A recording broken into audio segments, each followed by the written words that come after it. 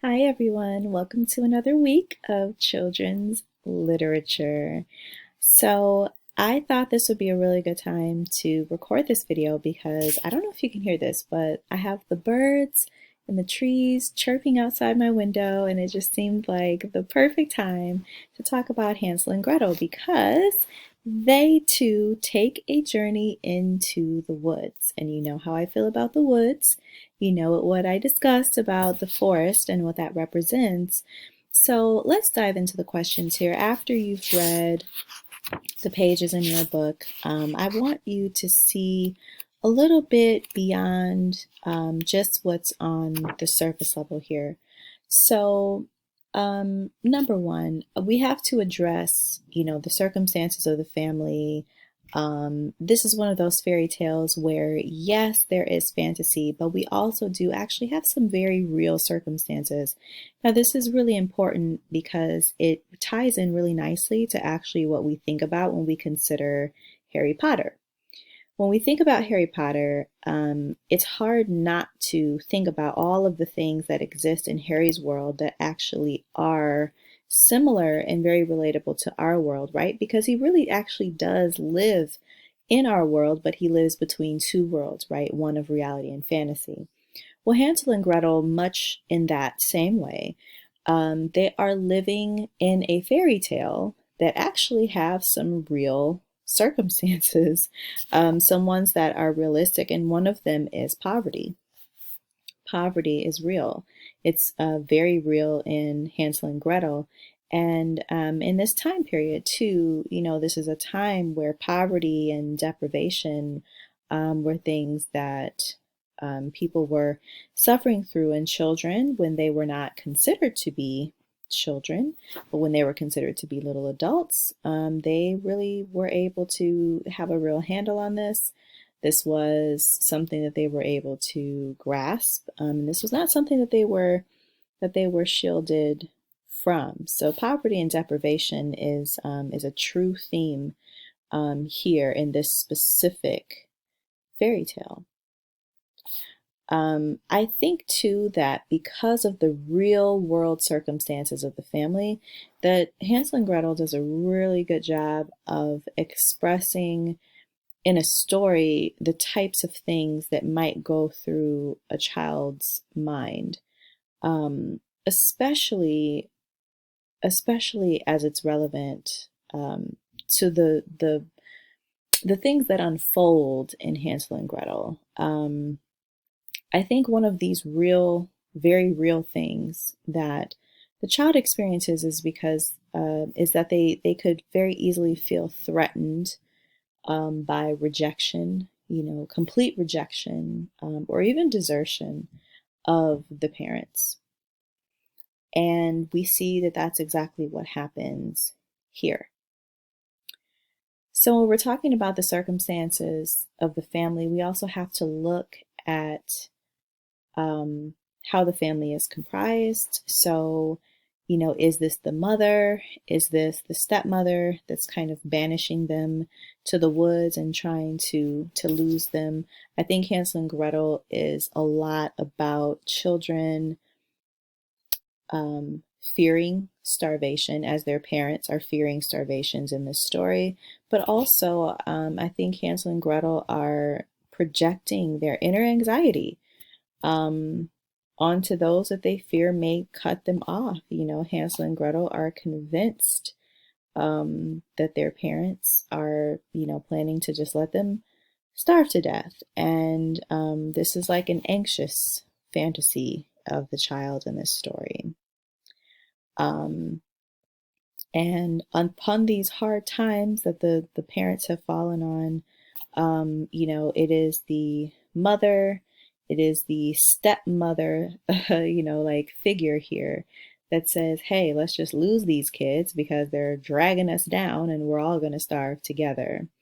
The father in this case is the one who is willing to say, well, is this really the right thing to do? So that kind of presents this interesting discussion, but I'm going to get more into that when we get down to question 3.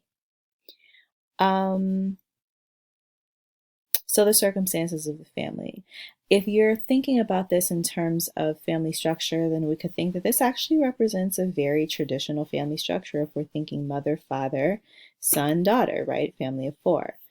The other thing, though, is that in some versions of the story, it sounds like this mother is like more of a stepmother. And in that case, we also have a very real world understanding of what that can mean as well, blended families as well. So I think all of those details fall underneath this umbrella of the circumstances of the family, and they're very real, actually. Second question. What phase or stage of psychological development are Hansel and Gretel experiencing? And how do you know this? Okay, well, there are quite a few things that you could say in order to answer this question. I'm expecting you to look at the handout that I posted so that you're able to reference that and then give your take on different stages that they could be undergoing. And the idea with these psychosocial, psychosexual, psychological, developmental stages, the whole idea behind all of that is that you have to, every single person goes through all of these stages. And you have to go through all of these stages in order to then graduate to the next stage. And so that's important for you to keep in mind when we're talking about other fairy tales as well, especially Snow White, because this week you're going to do your Snow White analysis. And so in order to do that well, it's important to understand what phase or stage, developmental stage she is in, just as we have to understand what developmental phase Hansel and Gretel are in. But I mean, if we just take this on a very just the most, I think, on the surface, the most obvious is that Hansel and Gretel, when they encounter the witches, I call it the goody cabin because it's the house made of sweets, right? When they encounter that, they give full reign to their oral regression, right? They kind of regress, but they have a real understandable oral fixation, right? Because they're being cut off from food, right? Because their family is literally starving. So I think that gingerbread house, it represents an existence based on the most primitive satisfactions of them all, just being able to eat. And so that's why when you look at that sheet that describes the psychosocial, psychosexual, psychological development of children, you'll understand that that's really where it all begins. And because of that, so they're kind of carried away by this uncontrolled craving. They think nothing of just devouring what should provide safety and shelter to someone else, but perhaps even them. They don't even think twice about eating up something that doesn't belong to them.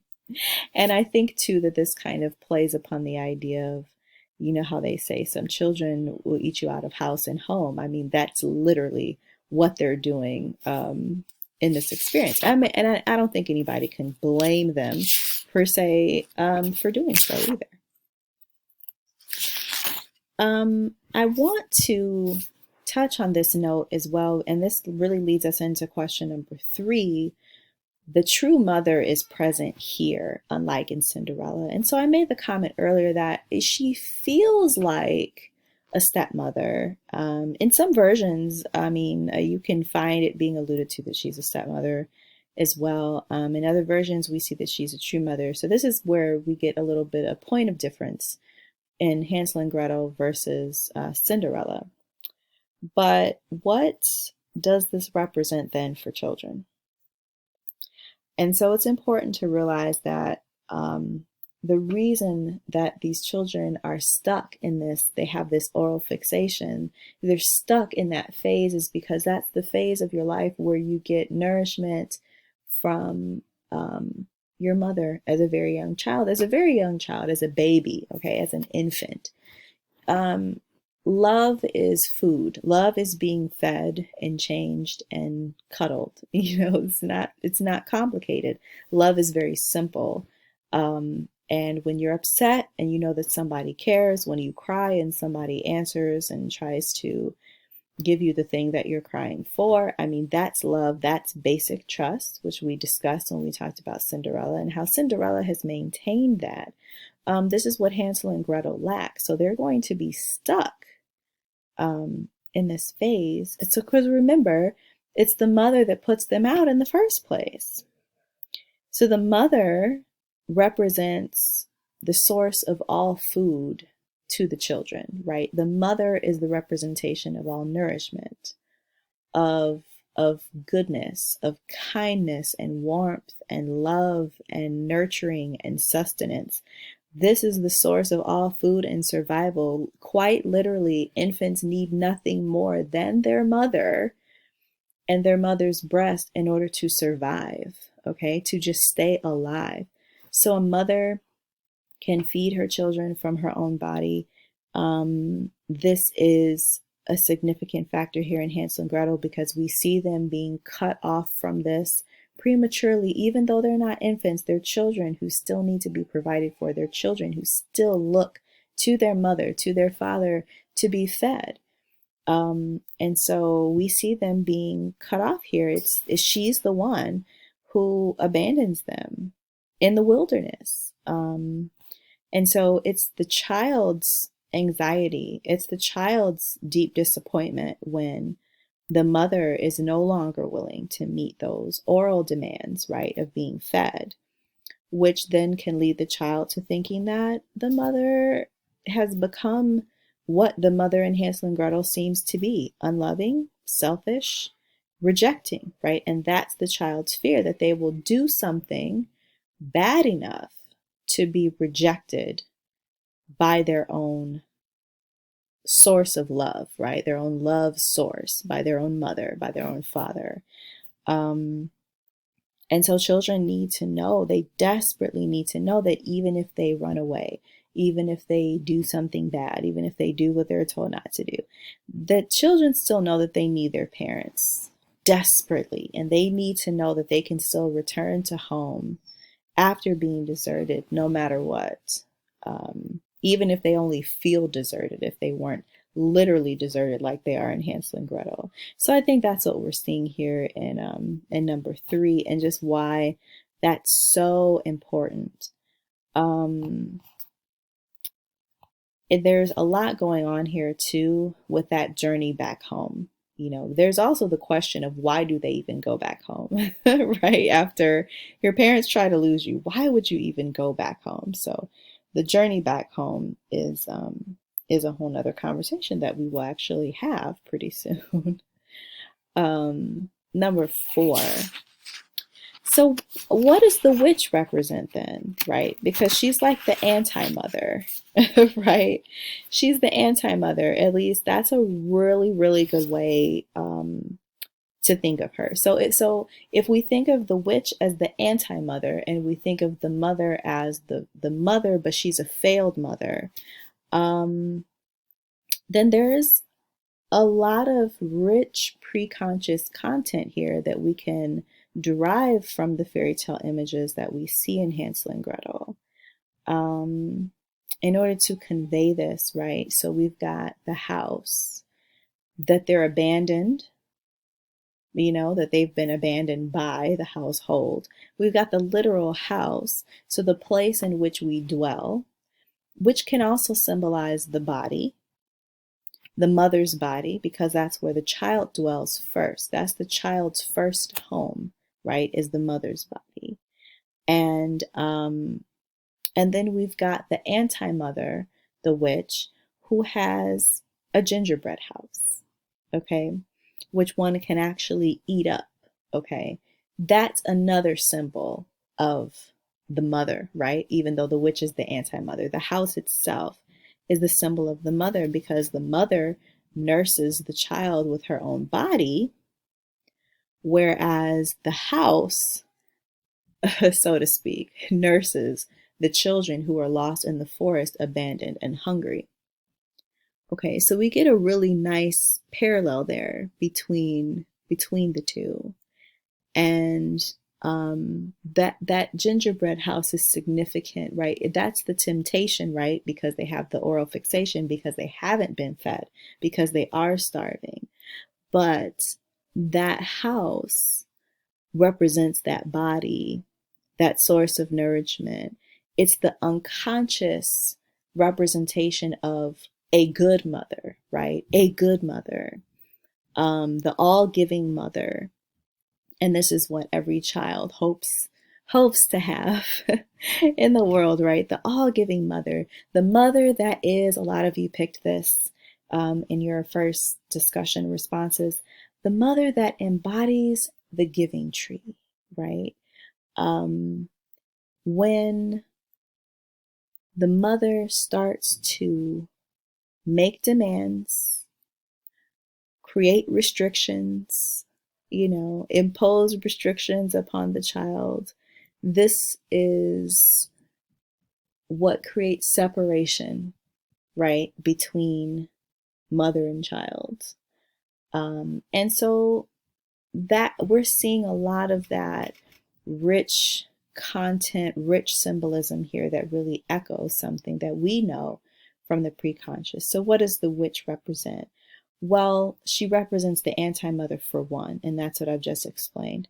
But the other thing that she represents, and this should seem very familiar to you, is she should represent the wolf from Little Red Riding Hood, right? She is a wolf. She's a wolf. She's a werewolf, right? Essentially, she represents the unbridled oral fixation that Hansel and Gretel have that's all grown up and really messed up. Okay, so it's that unrestrained giving in to gluttony that threatens destruction. That's what we saw with the wolf. So what is that? So we're saying gluttony, right, as the thing that imposes destruction. But if you take that on a deeper level, it means that when you give in, when you relinquish your choices and you just give in to the bad things over and over and over again, it consumes you. The thing that you consume consumes you, and that can work for good or evil. And so in this case, for the witch, she represents, much like the wolf or the werewolf, the zoo, and Little Red Riding Hood, she represents the destiny of one who does not exit this stage, this developmental stage, successfully. That's why she has the oral fixation. That's why she becomes devoured by her own hunger. This is the path that Hansel and Gretel are on, because they'll just eat and consume whatever it is that they can find because they're starving. This is a very basic instinct. This is the id instinct that tells us to survive no matter what. One that is devoured by her own hunger. I love the use of hunger here because hunger can be another way for describing other things, not just necessarily gluttony as in, desiring food and the consumption of food in mass amounts beyond what is needed, out of selfishness, out of greed, but it also echoes greed in another facet because greed applies to so many different things. You can be greedy with food, but you can also be greedy with your time, greedy with your resources, and greed meaning selfish, right? Selfish with your time, selfish with your resources, selfish with your money, right? And we know that selfishness does not breed community. We know that. We know it doesn't foster community. In fact, it does the opposite. What greed does and what selfishness does is it makes you a wolf or a werewolf out in the woods by yourself looking for more to devour.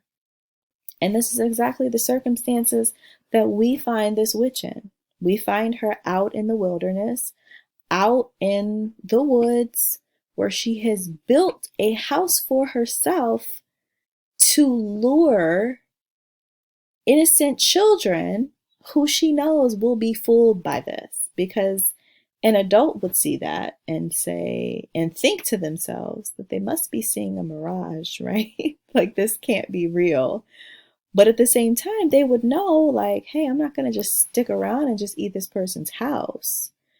And so she literally, the witch literally lives in a trap that represents who she is and what has devoured her, right? Which is her hunger, her greed.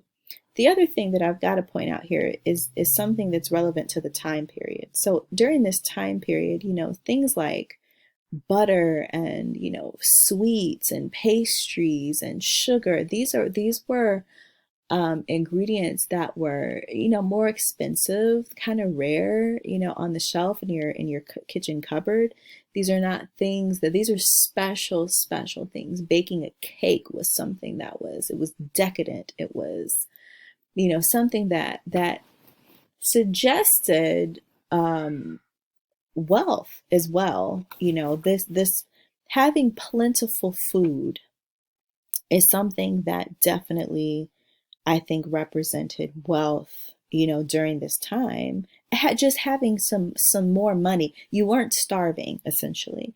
So also the witch she uses this mark of wealth as well, the gingerbread house, to attract her prey. She's devoured by her own hunger, of course, in the end.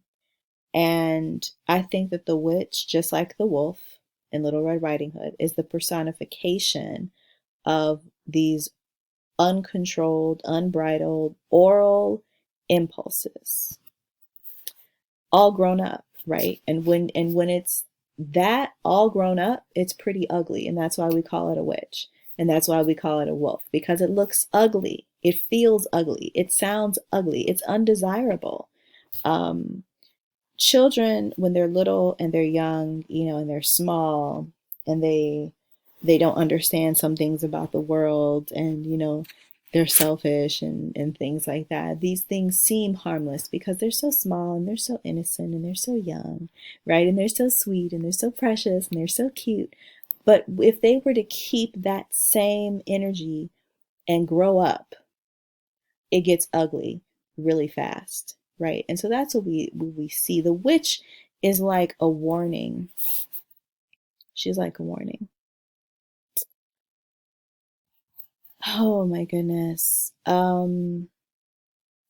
Regression to the earliest, like, heavenly state of being, when on the mother's breast one lived symbiotically off of her. It was like a codependent relationship, infant and mother.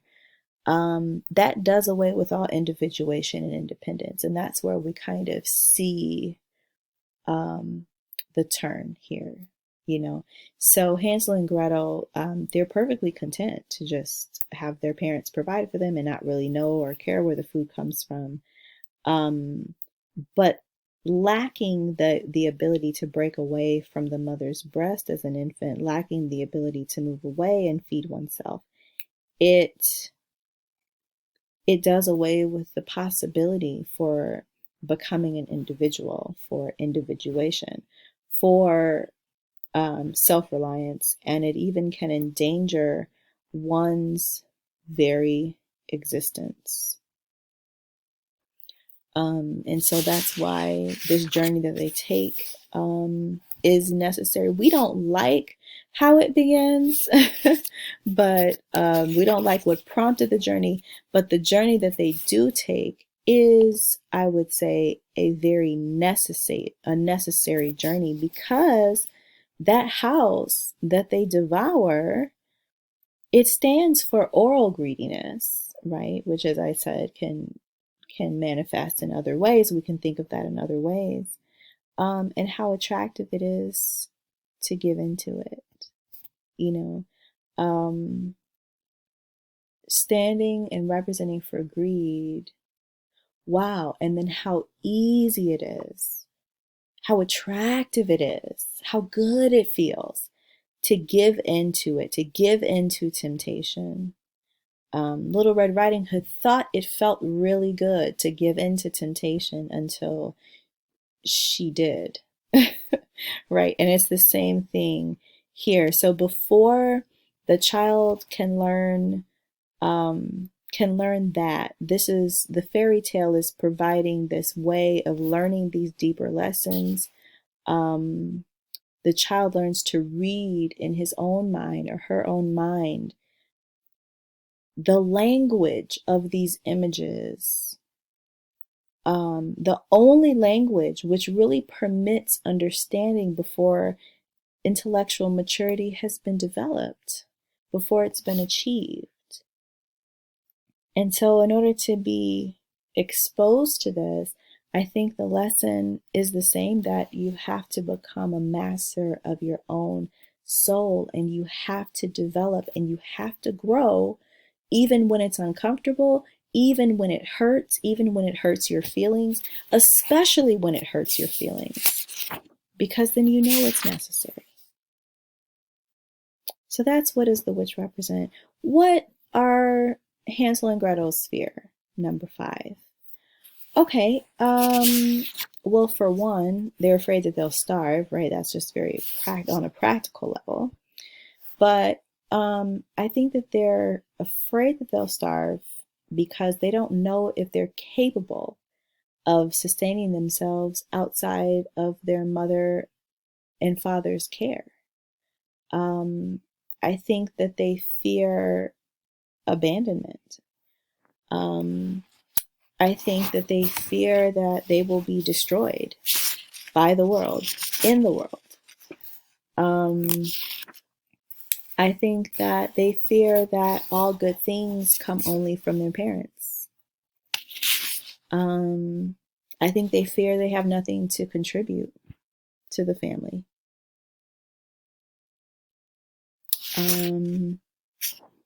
I think they fear a lot of things. In short, they fear the witch, but I think they fear, once they meet the witch, I think they fear becoming her. They fear becoming the witch, and they reject the opportunity to become her, because they do have that opportunity, do they not? They have that opportunity to become her. Once they push her in the oven, the opportunity is theirs. They could just stay in that gingerbread house if they wanted to.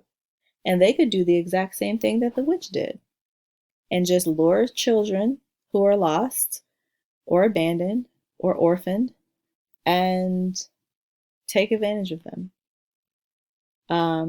for a source of meat, right? And here's the interesting thing about that too, because the witch wants to destroy others, right? She's been consumed by a destructive greediness, a destructive habit, and so now she only really wants to destruct other people. Remember, they find all of this gold. The witch is rich. She can afford to buy meat, but she doesn't. Right? She can afford to buy food, but she won't. So she relies upon these children to feed her. Now that's a whole nother, that's like a whole nother conversation.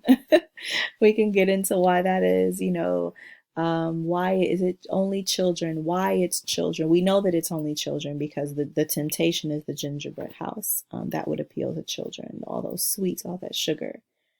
Why it's children, that this is leading into something, how she sustains her life. The same as the werewolf, the same as what you're going to see with the evil queen in Snow White. So yeah, but that's a whole nother conversation. I feel like that'll come up more with Snow White.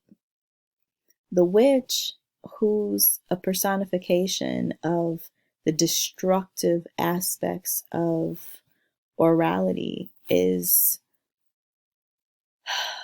she's bent on eating the children as they're demolishing her gingerbread house. When the children give in to untamed impulses, they risk being destroyed. And when the witch does the same, when she gives in to her untamed id impulses, she is destroyed, right? By these children who graduate from the phase. And that's why they're not conquered, because they grow out of it. They grow up, they mature. Number 6, what does a gingerbread house represent?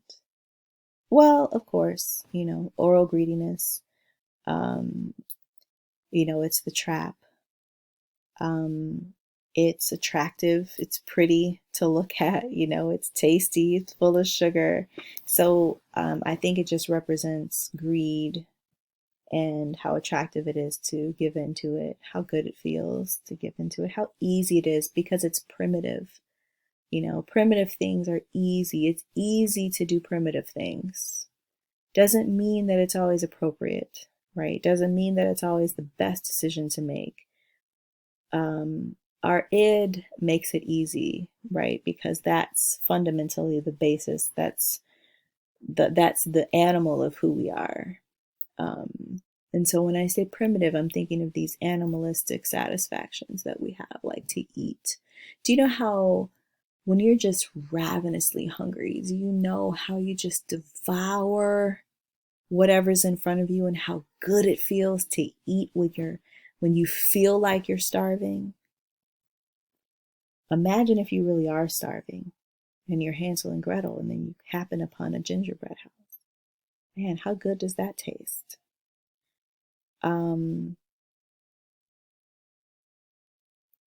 think that finding the gingerbread house for them, thinking about what it represents, finding it for them is like finding for them the mirage of the mother that they once had, but have forever lost now. There's no coming back for the mother after that.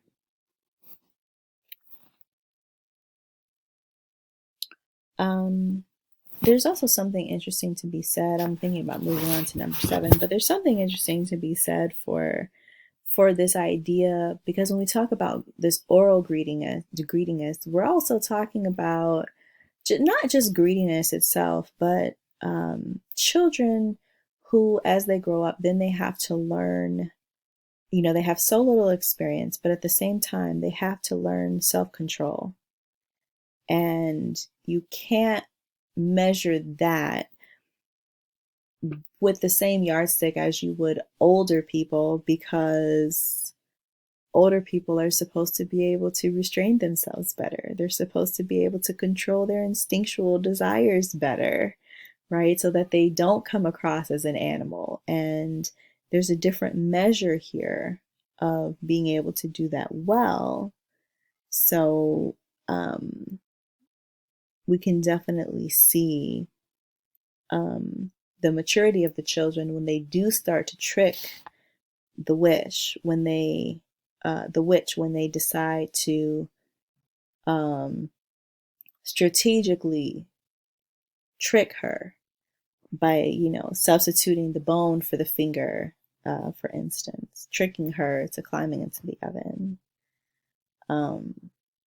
This suggests that pivotal moment where they're then able to transcend their oral anxiety, their oral fixation, and then free themselves of relying on oral satisfaction for security, because they're not the same. They can free themselves of the image of the threatening mother or the anti-mother, which is the witch, and rediscover the good parents, or at least the good father. I don't think we would consider the mother a good mother here. So that's what the gingerbread house represents. What does the travel in the woods represent? Well, I mean, you already know. We've talked about it. I've mentioned it here, but the journey that they must take to maturity. Absolutely. What does the bread represent? I liked including this here. I thought that it was interesting. I just think it's a really interesting symbol that we've got a story, a fairy tale here about nutrition, about sustenance, about food. And then we have the thing that could provide them some sustenance, but then they squander it. So they've got bread and they decide to use crumbs from the bread to scatter, right? Stones worked better, right? But they were heavy. They were too heavy, so they used the bread instead, the thing that actually could feed them when they were hungry. They squandered. And I think that's an issue of maturity. But I think bread is used because it's a symbol of nutrition. I think it's just another way to just kind of beat us over the head in a way with that symbol of nutrition, of sustenance, the bread itself that they were left with. And I also like the idea of bread because bread, unlike a gingerbread house, which we think of as like pretty hearty, um, bread is actually, it can't last forever, right? It can turn to stone, right, when it gets stale. It turns really hard and then you can't really eat it anymore. So I like the momentary sustenance that bread can provide, right? It's not going to be everlasting. It will go bad. It has a short shelf life, relatively. And so I like the idea that we kind of see that as something drifting away from the children as they're in the woods and have been abandoned, especially since it was their mother who gave it to them in the first place. So it kind of shows how she turned to stone, right? How she hardened against them, how she refused them. So there's a couple things happening with the bread that I'm really digging in Hansel and Gretel for that reason. Number 9, what is the story about? Oh, geez. What is the lesson or the moral here? Um, Man, oh man. I mean, there, oh man, there's so much here. Um, well, you know, if bread is the stand-in for just food, sustenance, nourishment, nutrition in general, a man's lifeline, right, or a child's lifeline, which is really something that the children take literally in here, um, then I think that we're talking about, in the greater scope of things, if we're talking about the lesson, that this shows the limiting effects of fixations um, to primitive levels of development, and they're engaged in out of fear. So when you continue to act on something that you know is wrong, that there is most likely some primitive level here of hindered development that you refuse to graduate from, that you continue to hold on to. And the reason that you do that is because you are fearful. You are fearful that it will not work out in your favor. I think the lesson here is that the child has to learn that he or she is strong enough to free himself or herself. And that if he or she does not, then his parents or her parents or society will force them to do it against his or her will. Just as the mother will stop nursing the child because the time has passed, the time has come to do so.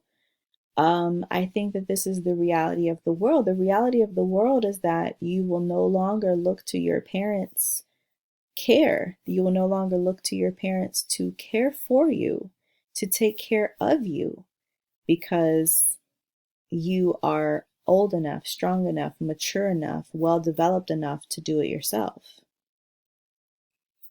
Um, I think this is also on a higher level about mastering one's own soul, right? Because the witch becomes a witch. She's a creation of her own making.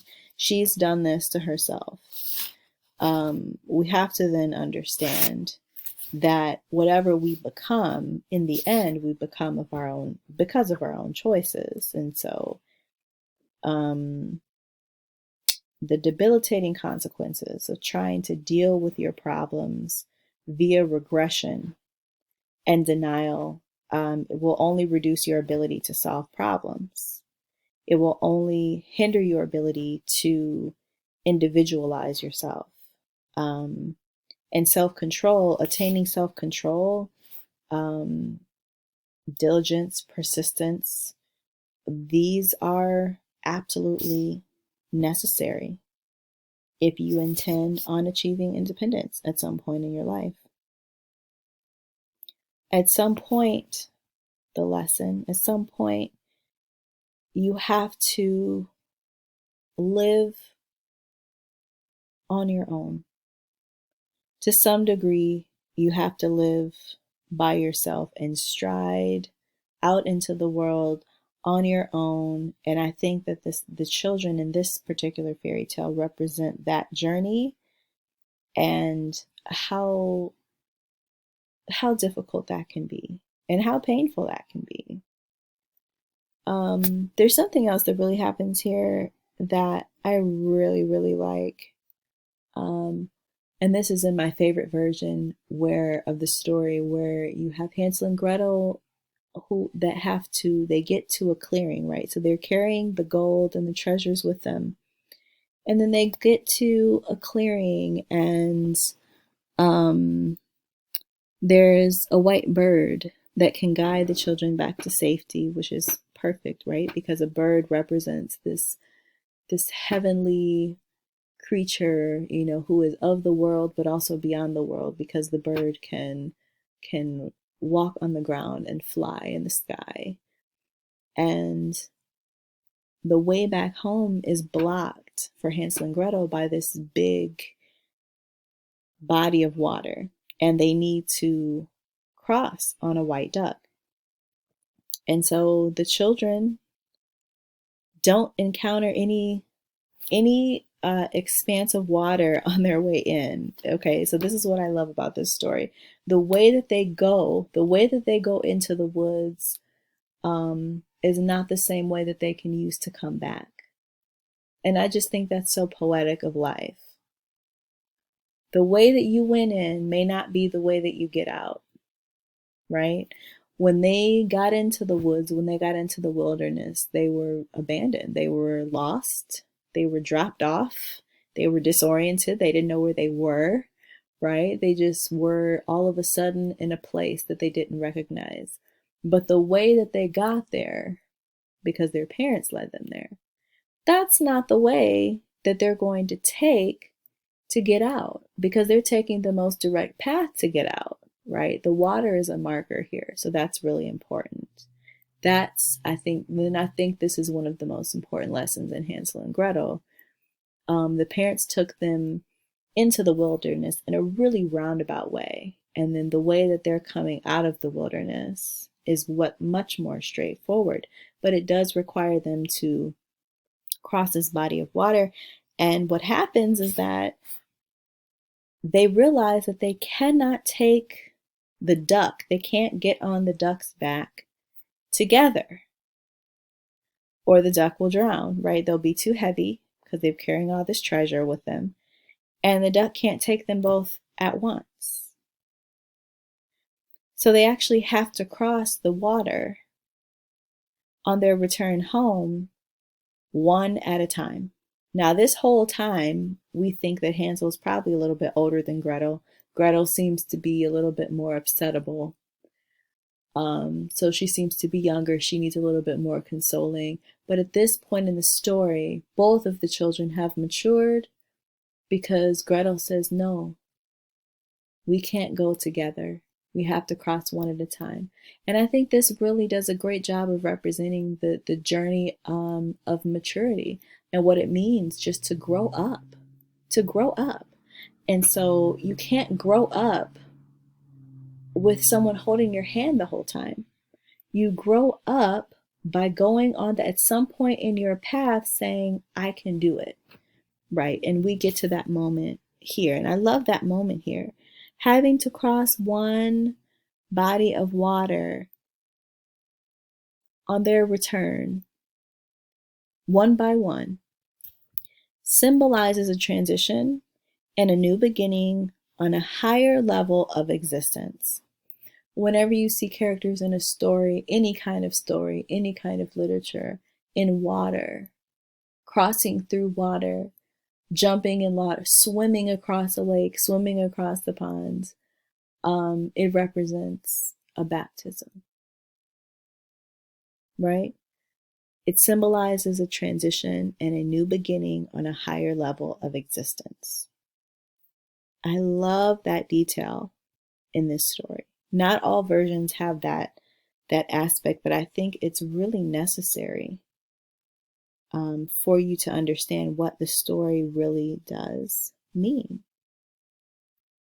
And it means that at some point you have to go out and be on your own, because maturity is a journey. They take the journey to maturity in an outward journey. We see that as an inward journey in other stories like Sleeping Beauty and Snow White. Rather than expecting everything good to come from their parents, the children find a way to make some contribution to the emotional well-being of themselves and the family. And in the case of Hansel and Gretel, they find a way to actually become a source of financial means for the family. I think those are the lessons. They learn to solve problems. All of those things, self-control, they're all important. Okay, last question. How can you relate this story to Little Red Riding Hood? Well, to put it simply, Little Red Riding Hood is a hero. She, like Hansel and Gretel, had to face death, survive it, emerge anew, and they were able to do this due to their journey into the woods by themselves.